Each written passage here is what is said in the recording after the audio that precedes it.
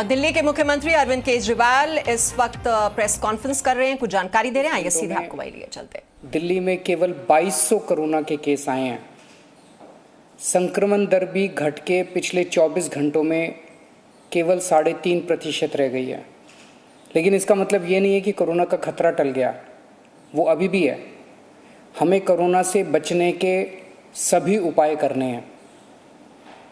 अब दूसरी बात, चिंता की बात।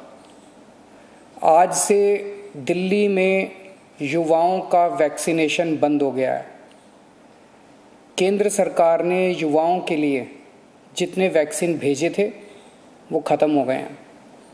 इसीलिए युवाओं के वैक्सीनेशन सेंटर आज से बंद किए जा रहे हैं। कुछ एक वैक्सीन की डोजेस बची हैं, वो कुछ एक सेंटर्स में दी जा रही हैं, वो भी शाम तक ख़त्म हो जाएंगी। कल से युवाओं के वैक्सीनेशन के सभी सेंटर बंद हो जाएंगे। मुझे बेहद दुख है कि हमें वैक्सीन ख़त्म होने के कारण युवाओं के वैक्सीनेशन सेंटर्स बंद करने पड़ रहे हैं। हमने केंद्र सरकार को भी लिख के बताया है। केंद्र से हमने और वैक्सीन मांगी है। जैसे ही हमें और वैक्सीन मिलेगी हम फिर से ये सेंटर शुरू कर देंगे। दिल्ली को हर महीने 80 लाख वैक्सीन की ज़रूरत है, 80 लाख डोजेस की। इसके मुकाबले मई में हमें केवल 16 लाख वैक्सीन मिली और जून के महीने के लिए केंद्र ने दिल्ली का कोटा और भी कम कर दिया है। केंद्र सरकार से हमें जो चिट्ठी आई है कि जून में हमें केवल 8 लाख वैक्सीन दी जाएगी। मई में 16 लाख दी थी, जून में 8 लाख देंगे। अभी तक हम दिल्ली में टोटल 50 लाख वैक्सीन लगा चुके हैं और दिल्ली के सभी एडल्ट्स को वैक्सीन लगाने के लिए हमें 2.5 करोड़ और वैक्सीन चाहिए। अगर इसी रफ्तार से दिल्ली के एडल्ट्स, अगर इसी रफ्तार से हम चले, 8 लाख वैक्सीन हर महीने मिली तो दिल्ली के एडल्ट्स को ही वैक्सीन लगाने में 30 महीने लग जाएंगे, 30 महीने से भी ज़्यादा। तब तक तो न जाने कितनी और कोरोना की लहरें आएंगी, न जाने कितने और लोगों की मौत हो जाएगी। तीसरी लहर से दिल्ली और देश को बचाने का एक ही तरीका है, कम से कम समय में अधिक से अधिक लोगों को वैक्सीन की सुरक्षा दी जाए। बेड, आईसीयू, ऑक्सीजन, दवाई, इन सब की तैयारी तो हम लोग कर रहे हैं, लेकिन कोरोना के घातक असर से बचाने में वैक्सीन ही सबसे ज़्यादा असरदार हथियार है। वैक्सीन की कमी केवल सरकार की चिंता नहीं है, आम आदमी भी वैक्सीन के इस संकट से बहुत डरा हुआ है। कल एक अम्मा का फ़ोन आया, बोली मुझे और मेरे बेटे को वैक्सीन लगवानी है। मैंने पूछा अम्मा कितनी उम्र है दोनों की? बोली मेरी उम्र 65 साल है, मेरे बेटे की उम्र 35 साल। मैंने कहा अम्मा युवाओं की वैक्सीन तो ख़त्म हो गई, आपको लगवा दूंगा। थोड़ा सोच के बोली अच्छा मेरे वाली वैक्सीन मेरे बेटे को लगवा दे, वो नौकरी के लिए घर से बाहर जाता है, मैं तो बूढ़ी हो गई, उसे तो आगे परिवार भी संभालना है, इसलिए उसका सुरक्षित रहना जरूरी है। ये सुन के दिल में बहुत पीड़ा हुई। आज वैक्सीन की कमी की वजह से देश में बेहद मुश्किल हालात पैदा हो गए हैं। अगर देश में किसी पिता, किसी बेटे, किसी भाई, किसी माँ, किसी बहन के सामने ये धर्म संकट है कि वो खुद वैक्सीन ले या अपने परिवार के युवाओं के लिए छोड़ दे, तो इससे ज़्यादा दुखद बात और क्या हो सकती है। कोरोना से लोगों की जान बचाने के लिए हमें देश में वैक्सीन की उपलब्धता तुरंत बढ़ानी पड़ेगी। इसके लिए केंद्र सरकार को मेरे 4 सुझाव हैं।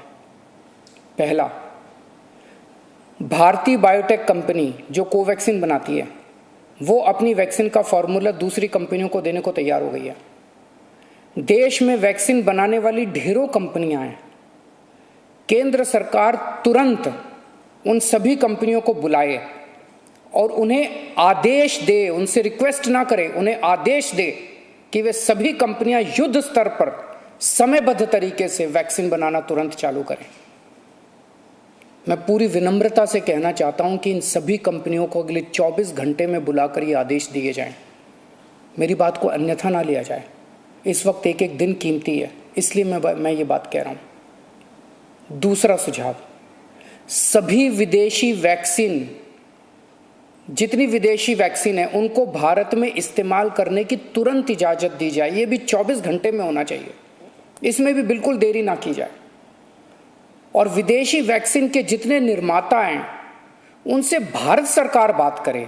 अभी भारत सरकार ने राज्यों पे छोड़ दिया कि स्टेट्स बात करें, हर राज्य अपने अपने स्तर पे विदेशी कंपनी वालों से बात करे। ये कोई अच्छा लगता है? भारत के 36 राज्य और यूनियन टेरिटरी हर कंपनी के सामने जाके आपस में लड़ रहे हैं। महाराष्ट्र हरियाणा से लड़ रहा है, हरियाणा दिल्ली से लड़ रहा है, आपस में लड़ रहे हैं सारे इन कंपनियों के सामने। इससे विदेशों में भारत की क्या छवि बन रही है? भारत सरकार उनसे खरीदेगी तो ये कंपनियां भारत सरकार को बहुत ज्यादा गंभीरता से लेंगी, और फिर भारत सरकार तो सीधे इन कंपनियों के देशों की सरकारों से बात कर सकती है ना। और भारत सरकार जब इन कंपनियों से बात करेगी तो भारत सरकार तो कई 100 करोड़ की वैक्सीन खरीदने की बात करेगी, तो जाहिर है ये कंपनियां भारत सरकार से कहीं ज्यादा अच्छे से बात करेंगी। तो भारत सरकार को इनसे वैक्सीन खरीद के राज्यों में बांट देनी चाहिए। तीसरा सुझाव, कुछ देश ऐसे हैं, पढ़ने में आ रहा है मीडिया में, कि जिन्होंने जरूरत से ज्यादा वैक्सीन जमा कर रखी है। उनकी जनसंख्या जितनी है उसके हिसाब से उनको जितनी वैक्सीन चाहिए उससे कहीं ज्यादा वैक्सीन वो स्टोर करके बैठे हैं। उनसे भारत सरकार को वैक्सीन लेने के लिए गुजारिश करनी चाहिए, प्रार्थना करनी चाहिए। और चौथा सुझाव, ये जितने विदेशी कंपनियां वैक्सीन उत्पादक हैं उन्हें भारत में वैक्सीन उत्पादन करने की भी तुरंत अनुमति दी जाए। अंत में मेरा केंद्र सरकार से यही अनुरोध है कि दिल्ली को तुरंत वैक्सीन उपलब्ध करवाई जाए ताकि हम फिर से वैक्सीन लगाना चालू करें, अपने वैक्सीनेशन सेंटर खोलें और दिल्ली का वैक्सीन का कोटा भी बढ़ाया जाए। कोरोना की इस लहर में सबसे ज़्यादा युवा जिंदगियों का नुकसान हुआ है, युवाओं की मौत हुई है, और दिल्ली में इस वक्त युवाओं के कोटे की वैक्सीन ख़त्म हो गई है। नमस्कार।